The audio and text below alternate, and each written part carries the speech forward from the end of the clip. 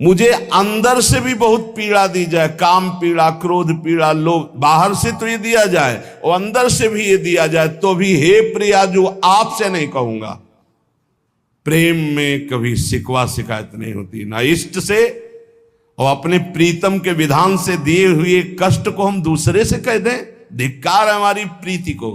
प्रीतम सहावे और मैं दूसरे से शिकायत करूं? नहीं, हर विधान आपका सहो। ये प्रेम है मस्ती का, ये लज्जू पंजू ऐसे काम नहीं है इनके। ये देखते हैं पैर धर के अगर गर्म लगा तो हटा लेंगे, मत रखना गर्म ही गर्म है। और छाती मजबूत करके कि आग पे चलूंगा तो पैर रखोगे तो चंदन हो जाएगा आग में भी। पूरे जीवन की बात कह रहा हूं, पूरे जीवन की। सोचो उस समय जब 13 वर्ष की अवस्था है और घर से निकले थे, कोई साथी नहीं है, कोई समझाने वाला नहीं, और आज इतना जीवन हो गया इसी यार के सहारे हुआ है। इसी यार, ना 1 रुपया कभी था, न रहा है और न रहेगा। प्रेमानंद का 1 रुपया नहीं है, प्रेमानंद की एक वस्तु नहीं, ना रहा ना रहेगा। हाँ, प्रेमानंद की सब वस्तुएं हैं, ना होते हुए भी पूरा विश्व मेरा। क्यों? प्रेमानंद भगवान का है, भगवदानंद को प्रेमानंद कहते। वही संपत्ति जीवन भर एक ही साथी रहा है। और हे नाथ ऐसी कृपा करना अब दूसरा साथी बने ना।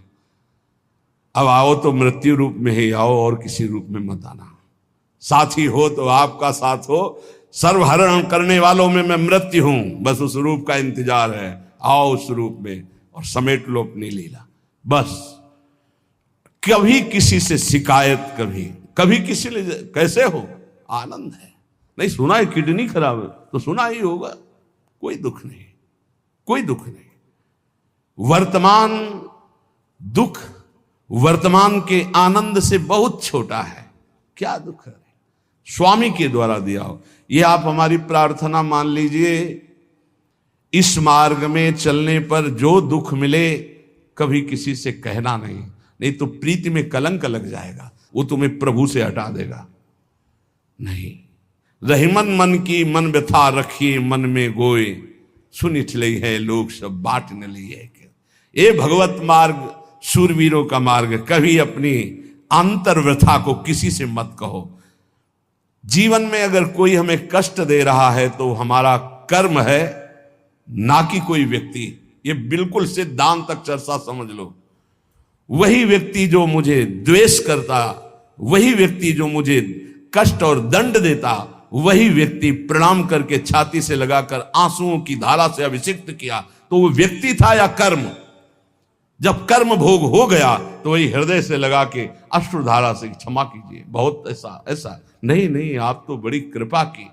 व्यक्ति कभी कष्ट नहीं देता, मेरा कर्म उसके ऊपर सवार होकर मुझे दंड देता। इसलिए मैं किससे कहूं? अपनी जबान से दांत कट जाए तो किससे कहूं? ये जो दांत, इससे जबान हमारी पीड़ा को किससे कहूं? अपने हाथ से चोट लग जाए किसको कहूं? ऐसे सब आत्मस्वरूप हैं। हमारा कर्म ही उनके ऊपर सवार होकर हमें दंड दे रहा है। इसलिए भाई, श्रीपाद का सिद्धांत जो कह रहे कि अगर भगवत प्रेम प्राप्त करना है तो मुंह बंद। 22 बाजार में कोड़े मारे गए, एक बार भी श्री कृष्ण से नहीं कहा। पूज्य भाई जी महाराज के जीवन कष्टमय है, कभी श्री कृष्ण से नहीं। बाबा नहीं सह पाए, बाबा ने श्री कृष्ण से कहा, श्री कृष्ण चंद्रजू से, ये क्या है, इतना कष्ट क्यों दे रहे हो उनके शरीर को? तो मुस्कुरा दिए, बोले मैं नहीं दे रहा हूं, ये तुम्हारे कर्म का फल भाई जी भोग रहे हैं। ऐसा? बोले हाँ। सीधे अस्पताल गए, भाई जी से कहा, ये आप हमारा प्रारब्ध क्यों भोग रहे हैं? तो कहा, आज ये कौन सा खेल रच रहे हो बाबा, क्या बात कर रहे हो? जीव का अपना कर्म भोगना होता है, किसी और का निजीकृत कर्म भोग? तो उनका आप हमको बहका नहीं सकते, हमें परम तत्व से पता चला है कि आप हमारे कर्म। तो हंस दिए भाई जी और बोले, देखो हमें कोई फर्क नहीं पड़ता, आपको फर्क पड़ जाता। आप चढ़ो, जिस साधना की चढ़ाई पर चढ़ रहे हो चढ़ो, मंगलमय श्री कृष्ण तुम्हारी यात्रा को पूर्ण करें। हम तो अस्पताल में पड़े प्रिया प्रीतम के साथ खेल रहे हैं, कोई फर्क नहीं पड़ रहा।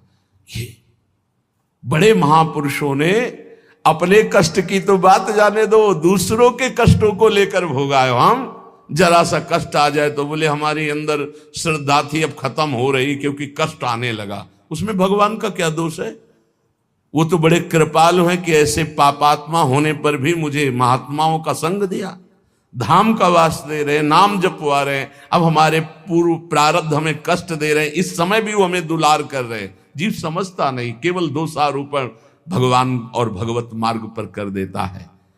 इसलिए उपासक को अंतः क्लेशमती व दुस्सहतरम, ये जो आप काम क्रोध से जल रहे हो ना, ये तपस्या है, इसका बहुत बड़ा लाभ मिलेगा। और अगर भोग रहे हो ना, गिर रहे हो, पतित हो रहे हो, तो वो सुख नहीं, वो शांति नहीं, वो विश्राम नहीं। और एक बात ध्यान रखना, इस शब्द को याद रखना, ऐसे रहने पर भी हमारे द्वारा जो भी, वो हमारे स्वामी ऐसे लेते हैं, जन अवगुण प्रभु मान न काऊ, दीन बंधु अति मृदुल स्वभाव।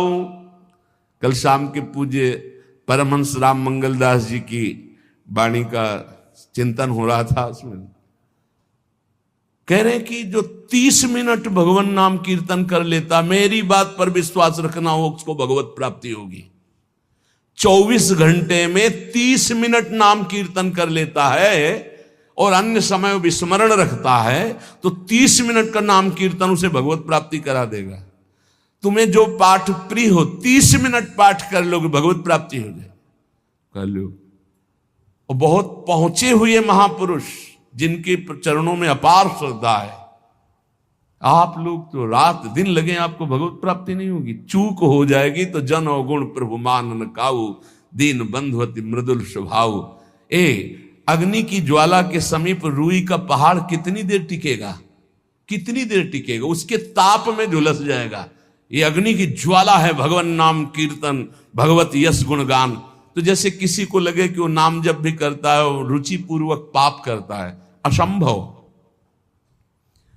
नाम जापक रुचि पूर्वक पाप कर ही नहीं सकता, उसका हृदय जलेगा पक्का। आप जप करके देख लीजिए, आप जप कीजिए नाम, और फिर आपसे पाप जब बनेगा तो आप फिर हालत अपनी देख लीजिएगा, बार बार हृदय जलेगा, नहीं नहीं नहीं। तो एक दिन वो नहीं सिद्ध हो जाएगा और आप निर्विकार हो जाएंगे। इसलिए अंतः क्लेश, अगर बुद्धि मतीव अति अंदर क्लेश आ रहा है, कभी काम आ रहा है, कभी क्रोध आ रहा है, कभी लोभ आ रहा है, कभी मोह आ रहा है, ये आता रहेगा जब तक भगवत साक्षात्कार नहीं होगा। ऐसा मत समझो कि 2-4 महीने जप करेंगे तो हम सिद्ध हो जाएंगे, ये आता रहेगा। ये बहुत भागवतिक शक्ति से संपन्न है विकार, कोई साधारण नहीं है कि तुम माला जपोगे वो नहीं आएगा। माला जपते समय ही आएगा वो। ये भागवतिक शक्ति से संपन्न, काम क्रोध लोभ मोह तब त्रिभुवन को परास्त कर रहे हैं। ये भगवान के पावर से शक्तिमान है।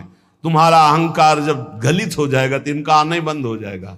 जब तक अहंकार रहेगा तब तक ये आते रहेंगे। तो जो तुम्हारे अंदर जलन हो रही, मत कहो किसी से, सह जाओ, यही तपस्या हो जाएगी, यही भगवान की प्राप्ति का हेतु हो जाएगा। प्रभु के लिए थोड़ा कष्ट सहकर आप आगे बढ़कर देखिए वो कितना आपको प्यार देते हैं। यही कष्ट सहना है, आंतरिक विकारों को सहना, बाहरी प्रहारों को सहना, कभी किसी से ना कहना, ये भक्तों का स्वभाव। मौन, इसीलिए वाणी से मौन।